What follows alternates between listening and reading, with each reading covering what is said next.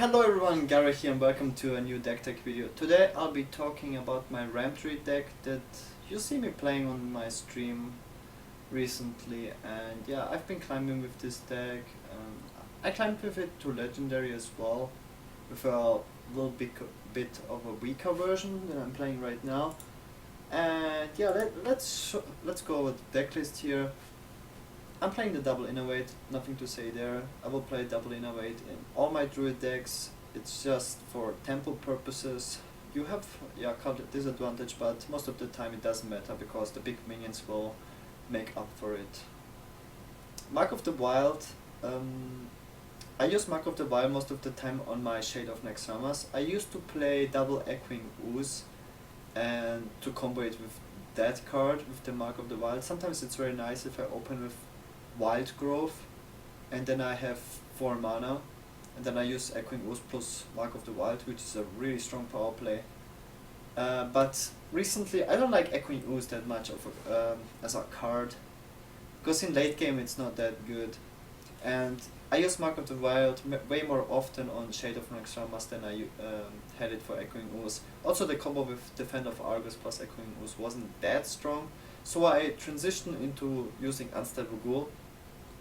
The reason why I used Unstable Ghoul is because most hunters switched from playing the classic midrange hunter into the Lepanum hunter. I call it the Lepanum hunter, with the Undertaker and a lot of 1 toughness minions. So, and Unstable Ghoul has like 2 purposes. It deals with most minions he plays, basically with every minion he plays except a double buffed Undertaker. And it protects you from Buzzard and Leeroy at any point. Like if you spam the board, if you have like 3 or 4 minions on the board and you play Unstable Ghoul, he can't Buzzard and Leeroy because Unstable Ghoul will kill off all the minions. So I like Unstable Ghoul a lot right now. Yeah, especially because most people play Hunter. It's also nice against Zoo. So I prefer playing Unstable Ghoul. The difference compared to Echoing Ooze is that I don't have to combo it to be strong with Mark of the Wild. Wild Growth because it's a Ramp Druid deck. Wrath as a nice removal card, it's very useful, very good. If this card wouldn't be good, I wouldn't play it. But yeah, it kills a Hound Master, and yeah, sometimes you just kill off the small minions with the Wrath and draw your bigger taunts if you're out of cards, because that's a weakness of this deck. It doesn't have card draw, it doesn't play the Assured Rex which you used to play, and it doesn't play what is it called? Nourish. So you have, besides the lore, no card draw, which is sometimes a big deal. So sometimes you really use the ref more often to draw cards, just to have more big minions. Unstable Ghoul, as I explained. Savage Roar, you play 1 combo to always have this random burst, because sometimes you stabilize the board but you're still down on 10 life or something where you can die to double kill command. I'm explaining more scenarios against Hunter because this is the deck that is played most of the time on the ladder right now, Hunter. Yeah, you're very low, you can still die to burst damage, to silence plus Leeroy combo or something. So yeah, you want to burst your opponent down once you stabilize, and Savage Roar, and also against other decks, other control decks. This is like your big advantage you have against control decks, because there's a lot of control versions which can outlast you, like the Mage deck for example with the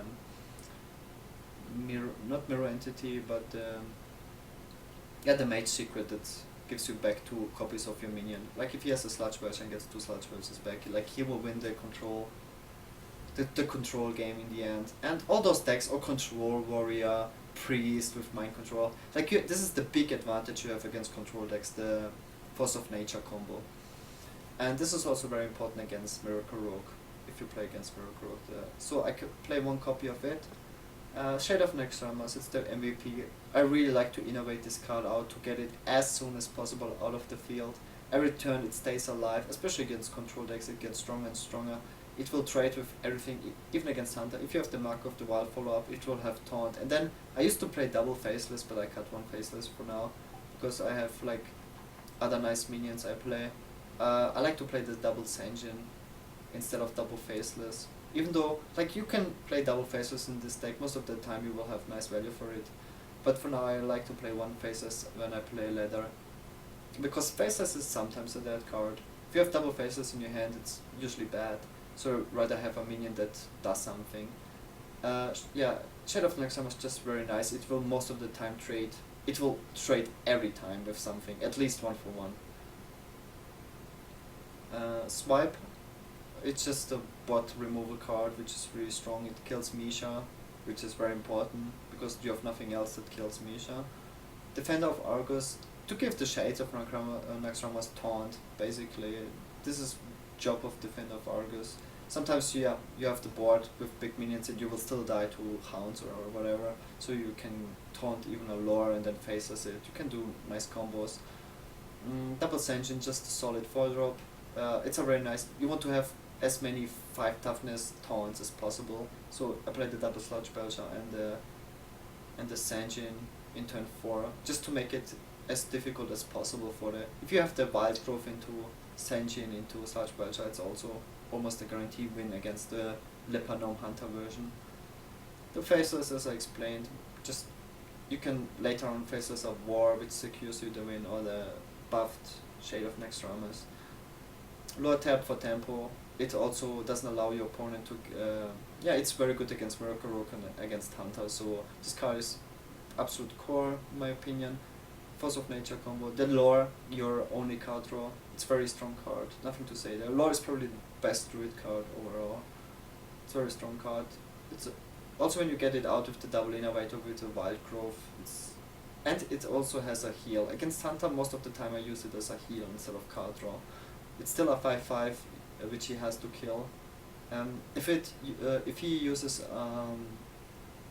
Freezing Trap on it, it's good for you because you can heal yourself again. If he uses a kill command on it, it's also good because yeah, he uses 5 burst damage on it. And besides the kill command, Hunter doesn't really usually have burst damage, direct damage. And if he uses Hunter's Mark, it's also good because you have the big taunts later on. The double Ancient of War, if you get the double Ancient of War out and he used Hunter's Mark against something else, it's basically something that will stay on the board. And if you get a Kel'Thazad out, you basically win the game if you have enough life. It's just very, very strong in control matchups. And yeah, it's a very strong late game card overall. I like this card as well because it doesn't die to BGH and you can sacrifice whatever you want.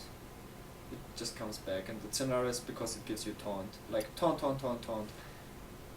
This card has like so many taunts, which is very important in this meta game.